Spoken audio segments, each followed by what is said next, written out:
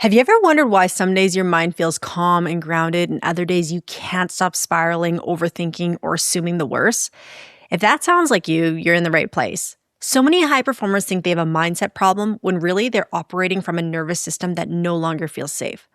Welcome back to the Higher Alignment Podcast. I'm Mintu Lam, and I help high performers regulate their nervous system so they can stop surviving their success and actually enjoy their lives again.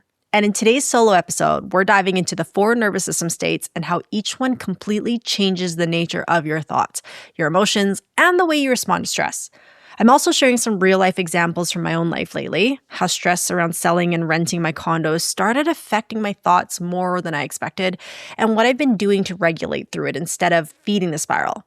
By the end of this episode, you'll know how to recognize what state you're in, why just think positive never works, and what to actually do to shift yourself back into clarity, safety, and trust.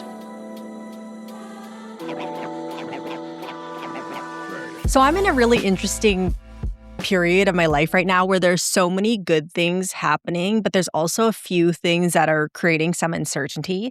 And one of those things is I have 2 condos and I don't live in either of them anymore. I've moved in with Thomas, and one we're trying to sell and one we're trying to find a great renter for.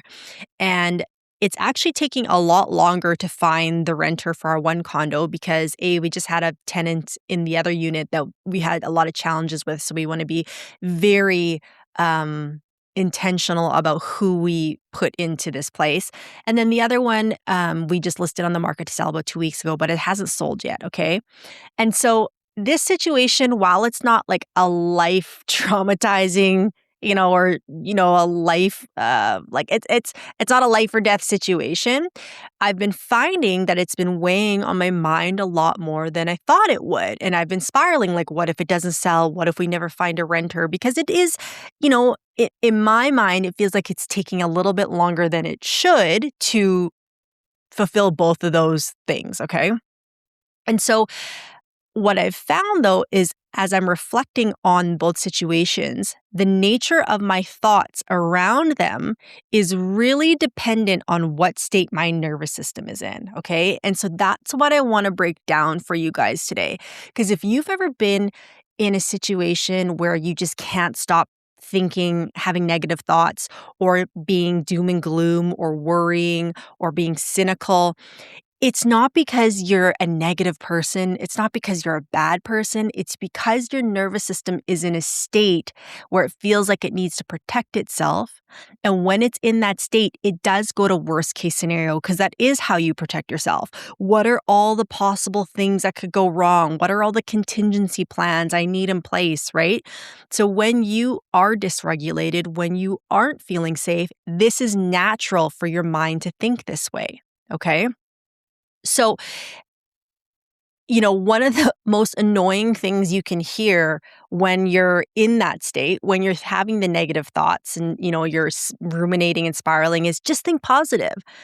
And I hate that statement. Hate's a strong word, but that statement's so annoying to hear in that moment because it's like, don't you think I would? Like if it was that simple for me just to think positively, all of a sudden, don't you think I would? But the reality is it's not that easy in the moment, right?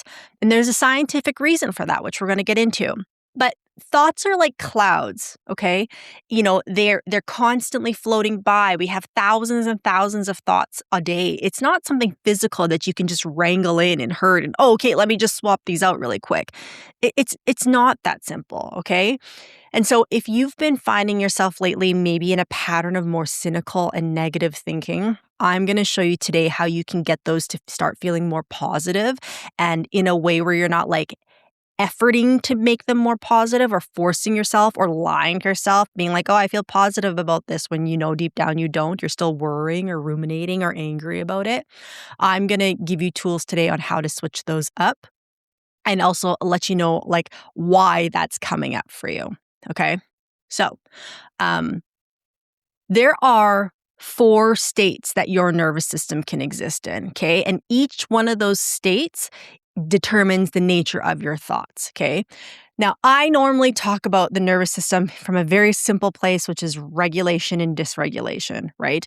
But the reality is it is more complex. So it's going to be a little bit more technical today. If you don't get it the first time, that's okay. You can go back and re-listen to this.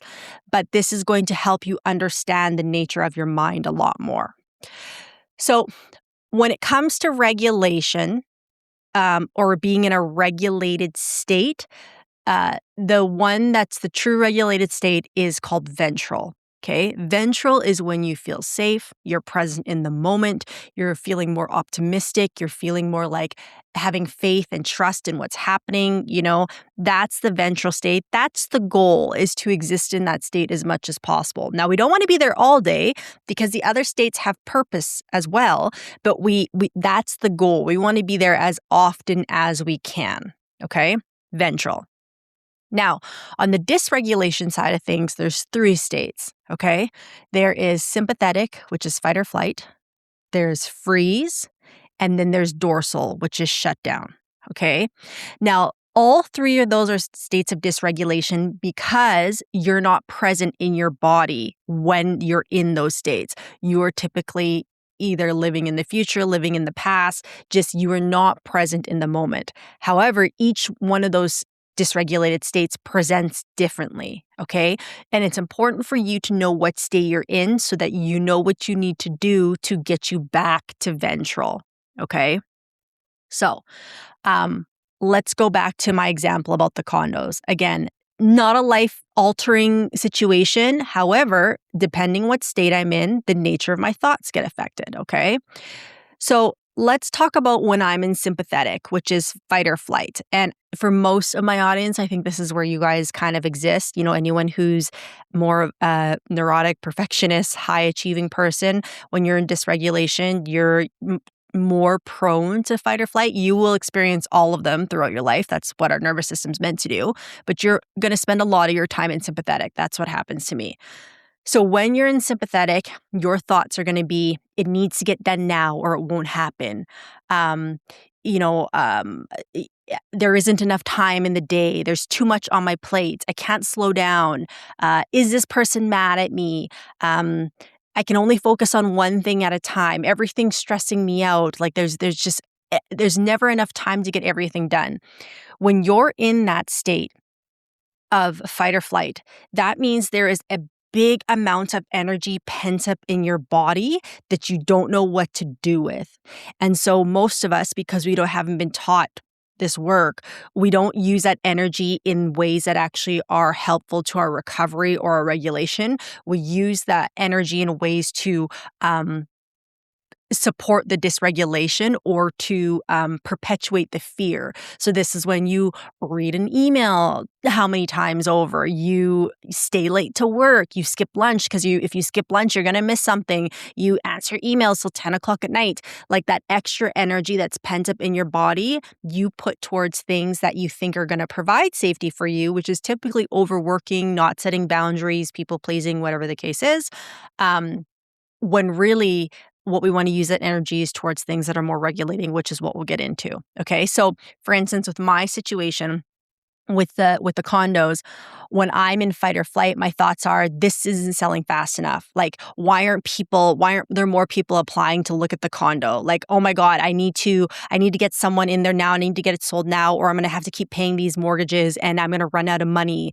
Like, those are the nature of thoughts around my condos when I'm in sympathetic. Okay, if you're an executive who's craving more clarity, happiness, and a sense of real inner peace in your day-to-day, make sure you hit follow so you never miss an episode. This show is here to help you lead, succeed, and actually feel good while doing it. And if something resonates today, give it a like and share it with someone else who could use a little bit more calm in their life too. Okay? The next state is freeze. Okay? So freeze is almost like one lane down, if you will, from fight or flight, in the sense that there is still a lot of pent up energy in your body. But in fight or flight, you activate, you start doing more. Like you're like, I need to work lighter. I need to answer more emails. I need to work, work, work. I need to keep pushing. That's what happens in fight or flight. When you're in freeze, you have that same amount of energy charge, but you actually immobilize. You get stuck, right? So that's the feeling of, oh my God, there's so much for me to do, but I can't do anything. Like I'm stuck. I'm procrastinating. I know there's so much to do and I'm spiraling about it, but I'm procrastinating. I won't get it done. Or you think about an email or a text that you need to send all day that's maybe a little bit more difficult for you, but you can't actually just write it out. You just spend more time thinking about it and ruminating about it. You get confused on like what's true for you, and you struggle to like express your true feelings about things. Like you're like, is this my truth or this is someone else's truth? Or it's, is this for me or is this someone else's? Like there's a lack of connection inside there, and it's more of a back and forth versus just making a decision and acting on it. There's a constant back and forth. You need to activate on something and you keep talking about it, but you don't actually do it, whether it's a to-do list or stepping towards your purpose. There's lots of energy to want to do, but you get stuck. Okay. So for me, in regards to the condos, thoughts in freeze, I haven't had much freeze around it because it's not my normal state. But for instance, what I can say is, so the condo we're trying to sell, we had a challenging tenant in there, and she's been challenging for years, and I just kept putting up with it till I finally didn't. So I probably should have evicted her a year or 2 years earlier, but I didn't because I just kept justifying why it's just easier if I keep her in there, because eventually she would pay the rent and she kept the place clean, But the reality is it wasn't a healthy relationship. And so my freeze was like, I know I don't like this. I know I don't like asking her for rent every month. I know I don't like going back and forth with her on this. However, when she pays me, she's like, okay, whatever, I'll just let her stay another month. So that would be an example of how freeze plays out and the type of thoughts you have in freeze. Okay. I need to go faster, but I can't mobilize. I want to change, but I'm not doing anything about it. Like I just stuck in where I'm at. I'm confused. I feel trapped in my body. That's the nature of your thoughts when you're in freeze. Okay. Now, the next state is dorsal, and this is essentially shut down. Okay. This is when you don't have any energy. Like you're not only shut down, as in like you're not doing anything or moving, you also don't have any energy to do anything. So dorsal feels more like it's never going to happen for me, or I missed my opportunity, or everything feels impossible. So what's the point of even trying? Or dissociation. I feel numb, like I'm not really here. I just miss the window. Dorsal is where you're at when you're feeling truly depressed and you're dissociated from life. And again, it's like everything feels gray and heavy, and it's very much like, what's the point? You know? Um, I'll be honest, I haven't really experienced a lot of dorsal in my life. And if I don't know if I can even come up with a real life example for me, but if in regards to my condos, again, dorsal would be like, who cares? Dorsal would be just leave them vacant. If someone wants them, they'll come find me. If someone wants to rent them, but like maybe I'll get back to them. I wouldn't even list them. I would just leave them vacant. Like that would be a dorsal response, is you'd be so shut down and feel like there's just no way out and there's no light at the end of the tunnel. One of the biggest struggles for high achievers is they can't tell whether they're burnt out or just overly tired. That's why I created the High Performer Stress Assessment, which will assess exactly what your mind and body are struggling with and what you need to start feeling more balanced, grounded, and happy ASAP. It only takes 2 minutes to complete, and you can find the link in the show notes below. Let's talk about what our thoughts are like when we're in ventral, which is, again, the goal. Ventral is our state of safety and presence and connection. And so ventral is when you feel actually, trusting of the situation. I know it's all going to work out. Even if it's hard right now, I know it's going to work out. There's enough time for me to get this done. I can put this down for a second and come back to it. I know I'm exactly where I'm supposed to be.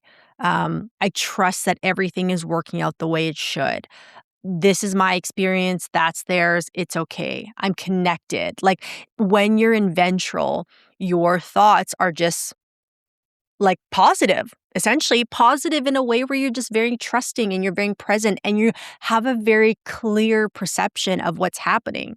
So ventral thoughts for me regarding my situation be like, the right tenant's gonna come along, and I'd rather take my time and find the right tenant than rush and find someone else. A fight or flight or sympathetic thought for me in that situation is just like, maybe we should lower the price. Maybe I should just let me go back and circle back to that other guy who I didn't really like. Maybe we should rent it to him. That would be a fight or flight response. Eventual response to the condo is going, when I meet the right tenant, I'm going to know. And it's going to be a good understanding, healthy communication from the beginning, right? A ventral thought around selling my condo would be, it's going to sell. It's only been on the market for a couple weeks. It's going to sell. It's going to find the right buyer. There's a buyer for every home on the market. It's going to sell, right? And it'll take as long as it needs to. But it's okay. It's all going to work out. Those are ventral thoughts, okay?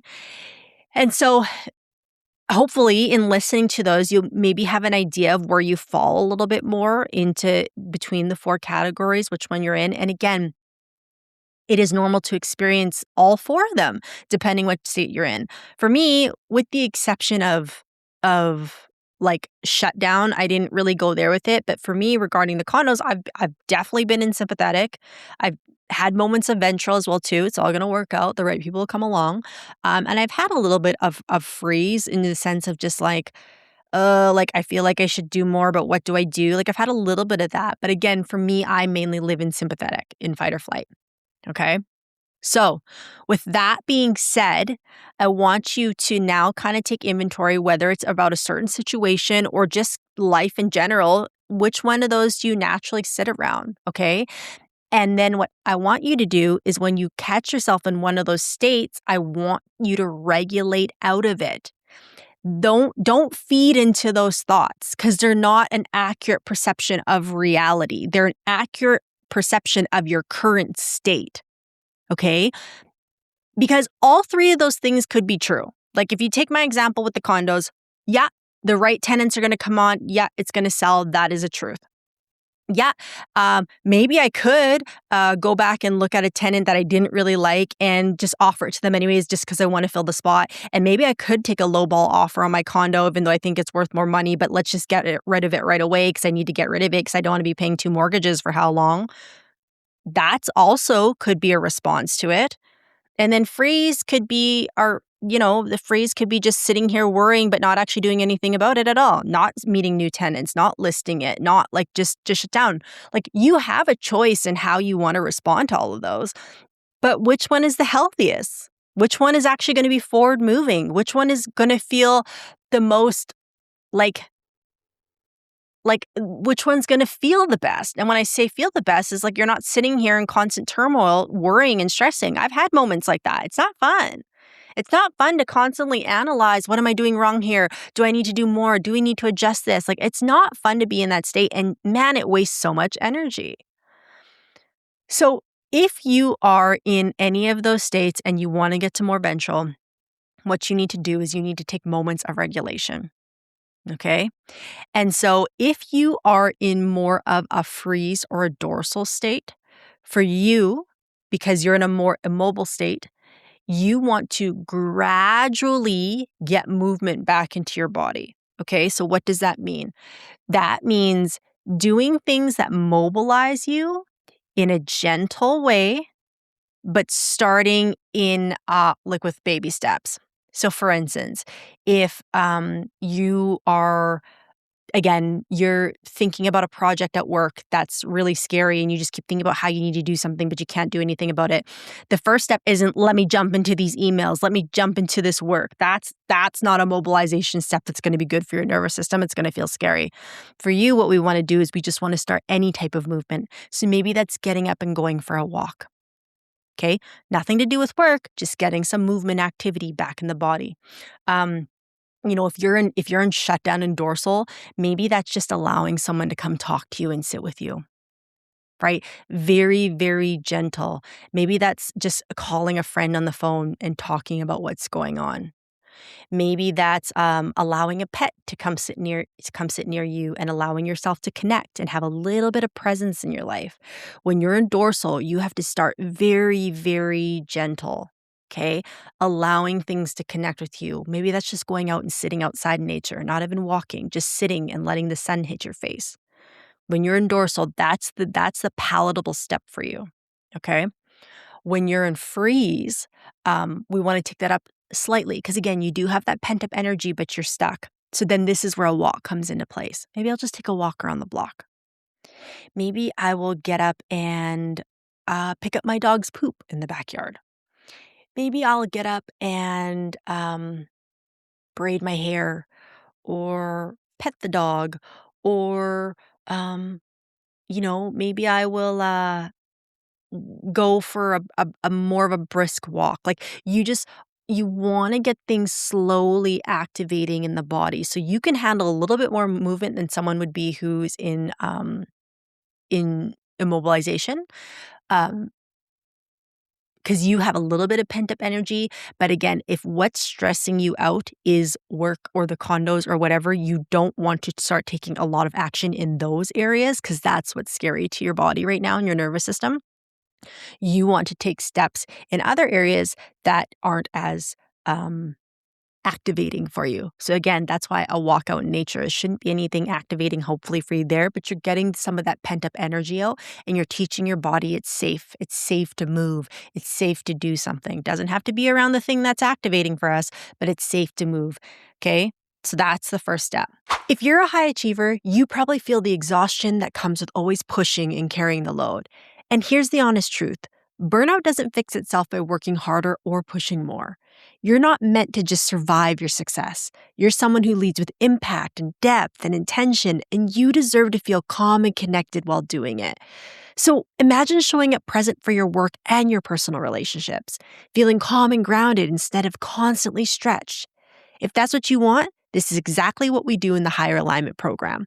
Book your assessment call through the link in the show notes, and let's get you back to balance and back to feeling like yourself again.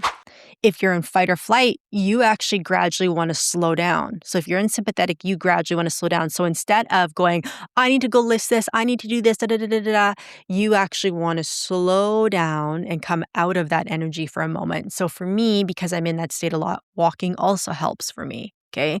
So I go walk outside in the sun. I take 10 minutes to get out of my head and come into my body. Another thing that's really regulating for me is tapping my body. So just like fascia taps, so tapping up and down through my body, allowing myself to feel connected. It's got some movement, it's got some rhythm. It has nothing to do with what's activating me, but it brings my body to the present moment. Another thing when you're in fight or flight is music or dancing. Music works for a lot of my clients, is putting something on that, feels good to listen to, something that's, happy and activating and kind of switches up your state. So music is also a great one too that you can use if you're feeling dysregulated and you need to come out of sympathetic. Another thing is playing with the dog, playing with the kids. Maybe you're going rollerblading with a girlfriend, like just something that, again, just gradually slows you down out of whatever's activating and gets you more present in your body. Okay. And ideally, with those, you do that consistently enough that you come just slightly out of whatever state you're in. The goal with regulation isn't to go from 0 to 100. It's like, oh, I went for a 10-minute walk and now I feel like a monk all of a sudden. Like, no, that's not going to happen. It's a gradual increase. So just even if 5% more present in your body, just 5% more present. And the thing with regulation is it has to happen consistently. Okay. It's not enough to do it once a day. I honestly right now make it a point for me to do it 5 times a day. I do 5 minutes, 5 times a day of something that's regulating. And sometimes it doesn't even have to be anything, hard. Like another great regulating tool is just orientation. So looking around the room, what colors can you see? You could do a game where it's like 5 colors in front and 5 colors beside you and 5 colors behind you. You could do the senses game. What is 5 things you can see, 4 things you can touch, 3 things you can hear, 2 things you can smell. I don't know if you can smell 2 different things at the same time, but like just activating your senses. Because when you orient like like that, it's going to bring you to the present moment. Now, you want to do this consistently throughout the day because every time you do that, again, it just takes you up about 5%, 5%, 5%, right? That's what gets you closer to ventral. And I promise you, if you do this consistently enough, your thoughts will naturally start to change. You're not going to have to force them. You're not going to have to sit there and be like, oh, I need to think more positive. I need to go read something more positive. That's not going to help. What you need to do is if you change up the state of your nervous system, the nature of your thoughts will naturally follow. Okay? Can you think your way into positive thoughts? Yeah, you probably can, but it's going to take a lot more energy. It's going to be a lot harder and it's going to take a lot longer. Where if you don't like where your thoughts are at right now, go regulate. Go regulate for 5 minutes, 10 minutes, whatever you got, and your thoughts will naturally start to ease up. Okay. So that's what I do now. When I get into my zone of, oh my God, do we need to lower the price? Oh, should I call this guy back about the condo? Oh, this, oh, that. I go, that's my state talking. That's not reality. I'm going to go for a walk. I'm going to go do some tapping. I'm going to go sit out in the sun for 10, 15 minutes. And if I feel the same way when I come back, okay, then maybe we'll talk about it. But 9 times out of 10, 10 times out of 10, I don't. After I go for the walk, after I sit in the sun, I come back, I'm like, okay, let's just give it a little bit more time and see what happens. It always happens. So I didn't have to go sit there and justify to my brain why this, why that, and again, waste so much energy. I just had to go do something restorative with that energy for a little bit. Instead of, again, how I said at the beginning, you have all this pent-up energy in your body. Instead of using that energy to problem solve more or to strategize more or figure out what's going wrong, take that energy to go do something that's restorative for your body. Again, the walk, the playing with the kids or the pets, the dancing, the listening to music, the tapping, the orienting. Go use that energy towards that. And that's going to have way more impact and way more ROI on the nature of your thoughts than trying to strategize more. Okay? So again, your takeaway from today is if you don't like the nature of your thoughts right now, first off, figure out what state you're in. Are you in fight or flight, sympathetic? Are you in freeze? Are you in dorsal? And then use one of those little practices I just talked about and just consistently do that till you come out of it, till you step closer to ventral and to more safety and to more regulated thoughts. Okay? I don't want you to sit there and try and think your way out of that state. I want you to go regulate through that state because that's the only way to actually shift things up.